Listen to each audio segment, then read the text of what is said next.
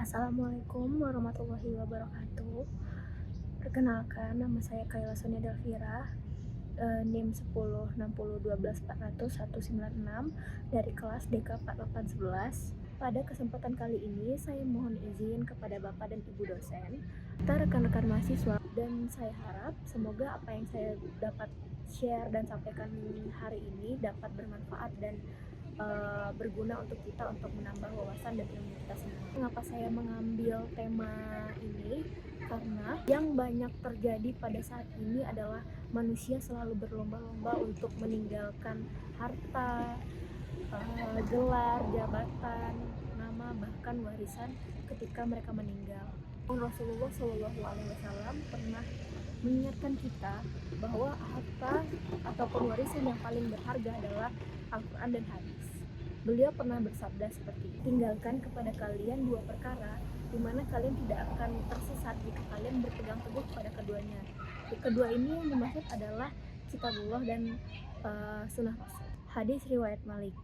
Hadis inilah yang menjelaskan bahwa selama umat Islam berpegang teguh pada dua perkara ini, maka mereka tidak akan tersesat. Allah Ta'ala berfirman pada surah Al-Baqarah ayat 2, Quran ini tidak ada keraguan padanya, petunjuk bagi mereka yang bertakwa. Ini menjelaskan bahwa Al-Quran menuntun manusia untuk menuju ke jalan kebenaran. Kita membaca, memahami, mengamalkan isi Al-Quran, kita sedang menjaga warisan dari Allah paling berharga. Selain itu ada namanya hadis. Hadis itu berfungsi untuk penjelas dari si Al-Quran sendiri. Shallallahu Alaihi Wasallam merupakan contoh teladan yang nyata dalam penerapan Al-Quran di kehidupan sehari-hari. Dalam hadis riwayat Bukhari, beliau bersabda, baiknya kalian yang belajar Al-Quran adalah yang mengamalkannya. Kita kan sudah sering mendengar kata-kata kalimat seperti ini ya. Hadis ini tuh menunjukkan bahwa memahami dan mengajarkan Al-Quran kepada orang lain bisa menjadi pahala jariah.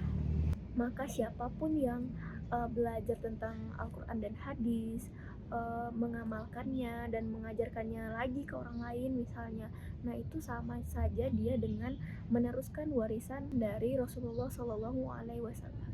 Kita bisa merenungi secara dalam, harta mungkin di dunia ini bisa saja habis, popularitas bisa hilang, jabatan bisa berganti, namun nilai-nilai pada Al-Quran ini dan pada hadis ini tidak akan berganti sampai akhir-akhir nanti. Jadi warisan ini bukan sekedar hanya untuk kita, untuk diri kita sendiri, tapi juga untuk anak, cucu, dan cicit kita di generasi yang akan datang.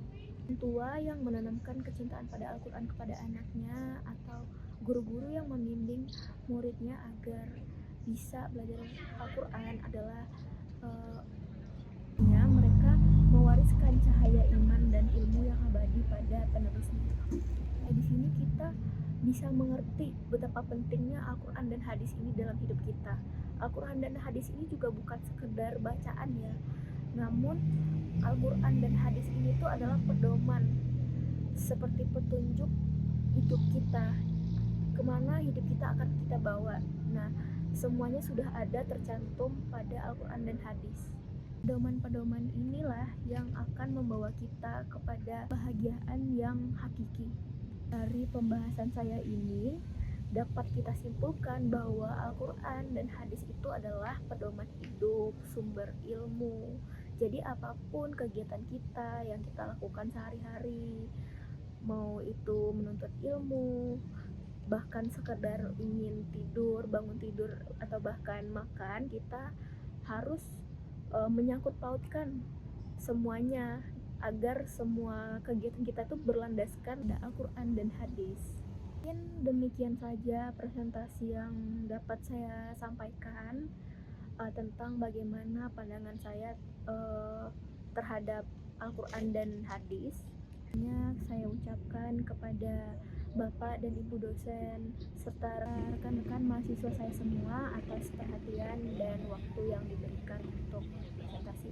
Demikianlah presentasi yang dapat saya sampaikan, bagaimana pandangan saya terhadap Al-Quran dan hadis, betapa pentingnya Al-Quran dan hadis menjadi pedoman dalam kehidupan sehari-hari. Harap apa yang saya sampaikan tadi dapat berguna dan bermanfaat bagi kita semua, dapat menambah wawasan kita bersama.